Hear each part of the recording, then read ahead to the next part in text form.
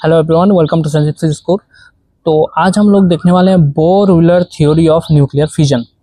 तो Bohr Wheeler theory में क्या कहता है कि कैसे एक न्यूक्लियर फिजन प्रोसेस जो होता है वो कैसे एक्चुअल में होता है, उसको एक्सप्लेन करता है बोर-व्हीलर थ्योरी। तो इसमें मल्टीपल स्टेजेस को शो किया गया है कि कैसे एक जो न्यूक्लियस होता है वो लिक्विड ड्रॉप की तरह अलग अलग स्प्लिट हो जाते हैं। ये जो टोटल थ्योरी ये लिक्विड ड्रॉप मॉडल के ऊपर बेस्ड है। तो आइए इसका डेफिनेशन देखते हैं। Bohr Wheeler theory explain nuclear fission using the liquid drop model where A nucleus deforms under excitation. The competition between surface energy and coulomb repulsion creates a fission barrier.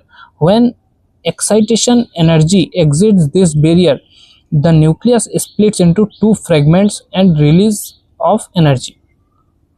तो ये जो टोटल थ्योरी है bore-wheeler theory, ये liquid drop के ऊपर based है, liquid drop model के ऊपर बेस्ड है। तो इसमें एक्सप्लेन करता है कि जो न्यूक्लियस होता है वो एक्साइट हो जाता है कोई भी जब एक न्यूट्रॉन उसको हिट करता है। तो एक्साइटेशन होने की वजह से जो इसका जो सरफेस एनर्जी होता है एंड कूलॉम्ब रिपल्शन होता है, ये कूलॉम्ब बैरियर को क्रिएट कर देता है।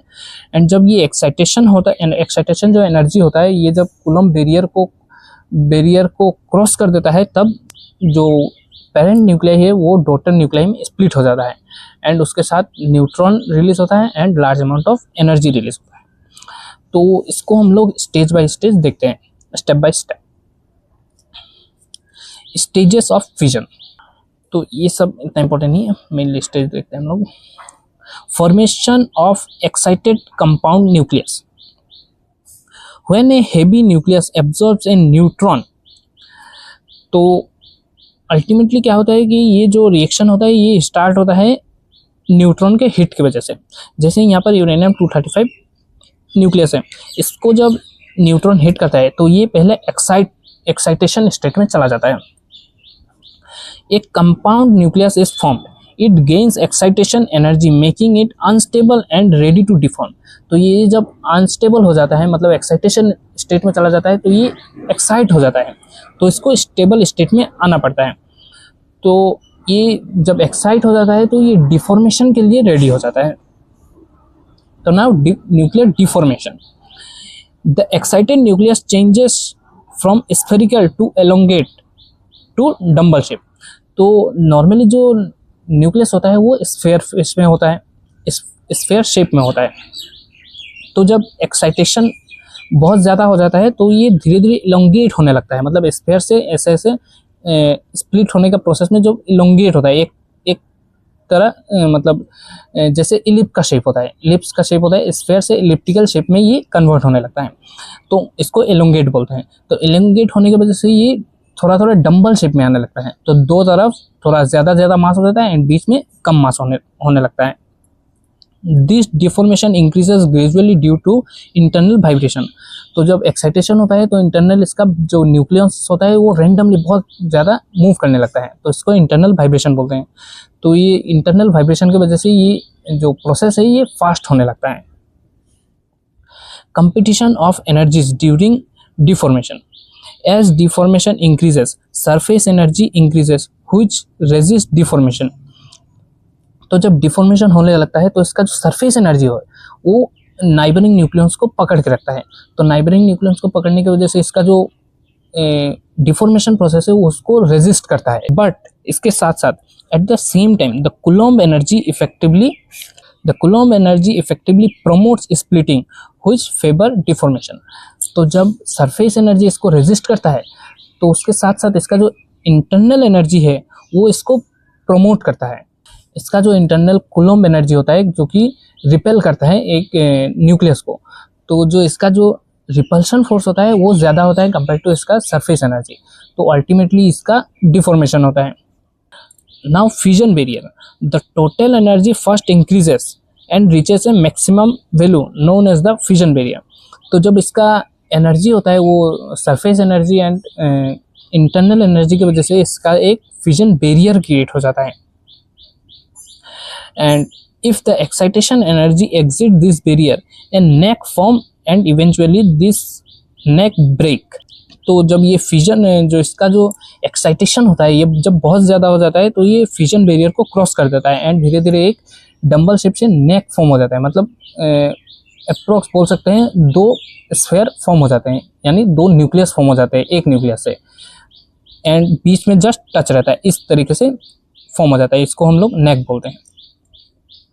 ए neck form and eventually this neck breaks, and eventually क्या होता है, ये नेक ब्रेक हो जाता है, leading to the splitting of the nucleus into 2 smaller fragment, and lastly जो न्यूक्लियस होता है वो 2 पार्ट में डिवाइड हो जाते हैं, along with the emission of neutrons and a large amount of energy.